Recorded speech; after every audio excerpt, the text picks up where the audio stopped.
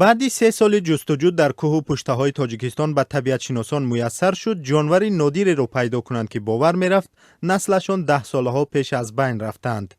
кафтори рахрах, ки то соли 1970 дар тоҷикистон фақат 20 адад монда буд ва дигар аз назарҳо нопадид шуд, ҳанӯз ҳам зинда будааст ва бо вуҷуди пинҳон аз чашми инсонҳо зиндагӣ карданаш яке аз онҳоро дар вилояти Хатлон ва дар ноҳияи Абдурахмони Ҷомӣ мушоҳидаву сабт карданд. чанд кафтори рахрахро, ки қиёфаи монанд ба даҷҷол дорад, моҳи ноябр камераҳои гузоштаи табиатшиносони тоҷик сабт карданд.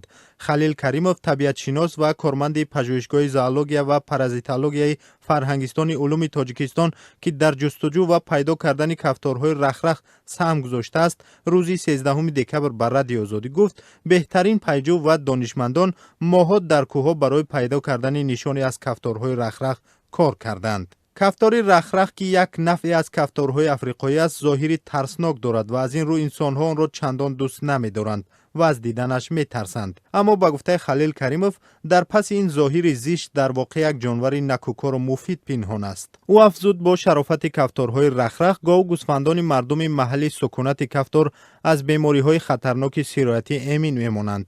ҳоло табиатшиносони тоҷик талош доранд, ки бо кӯмаки мардум шароит фароҳам биёранд то саршумори кафторҳои рахрах, ки маълум нест чӣ қадарашон зинда мондааст, бештар шавад ва Тоҷикистон тавонад як ҷонвари нодири дигареро аз вартаи нобудӣ наҷот бидиҳад.